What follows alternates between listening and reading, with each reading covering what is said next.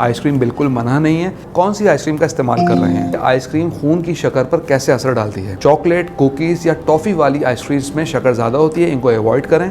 Ice cream जिस दिन आपका खाने का मूड हो उस दिन प्रोटीन का इस्तेमाल बढ़ा दें। आइसक्रीम खाने के बाद 2 घंटे के बाद आप अपने ब्लड शुगर लेवल को ज़रूर चेक करें। अस्सलाम वालेकुम व्यूअर्स, आज हम आपसे बात करेंगे क्या डायबिटिक पेशेंट आइसक्रीम खा सकते हैं।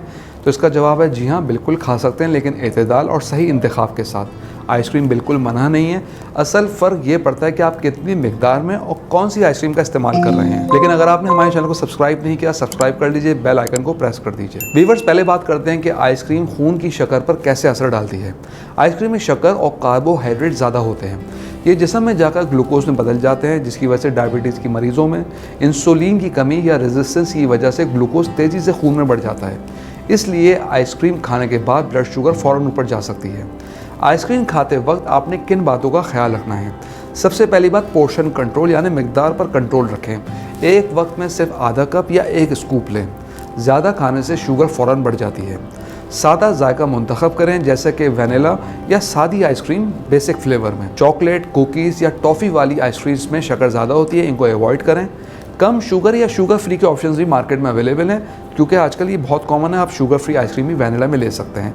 ये ब्लड शुगर पर कम असर डालती है। अगर आप किसी आइसक्रीम पार्लर में जाके खाएं तो वहाँ पे हेल्दी टॉपिंग्स का इस्तेमाल करें, जैसा कि आजकल नट्स बड़े कॉमनली अवेलेबल हैं। चिया सीड्स, फ्रेश फ्रूट भी आइसक्रीम पर डाले जाते हैं, तो आप इनका ज़रूर इस्तेमाल करें।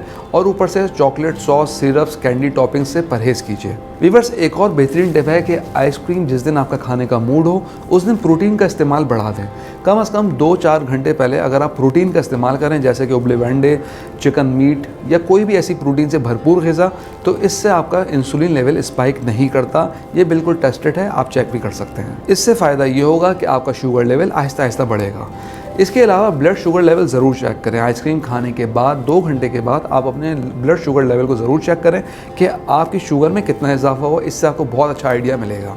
व्यूअर्स, आधा कप आइसक्रीम में कार्बोहाइड्रेट्स की मुख्तलिफ मिकदार होती है मुख्तलिफ फ्लेवर्स के अंदर, जैसे कि वनीला आइसक्रीम में सिर्फ 16 ग्राम कार्बोहाइड्रेट, चॉकलेट आइसक्रीम में 19 ग्राम, कुकीज़ एंड क्रीम आइसक्रीम में 20 से लेकर 27 ग्राम, हॉट फज संडे जिसमें वनीला और प्लस टॉपिंग होती है उसमें 40 से लेकर 60 ग्राम कार्बोहाइड्रेट होते हैं। इसी तरह अगर ऑरेंज फ्लेवर्ड आइसक्रीम है तो उसमें 20 से लेकर 26 ग्राम कार्बोहाइड्रेट होते हैं।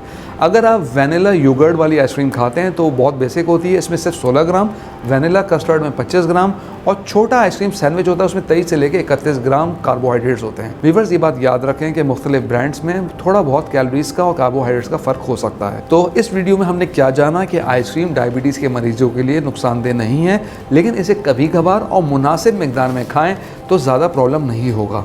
सादा जायका, सही टॉपिंग और ब्लड शुगर पर नज़र रखें तो आप भी आइसक्रीम से लुत्फ़अंदोज़ हो सकते हैं। हम उम्मीद करते हैं आज की वीडियो आपको पसंद आई होगी। कमेंट बॉक्स में राय से ज़रूर आगाह कीजिएगा। अगली वीडियो तक के लिए अल्लाह हाफ़िज़।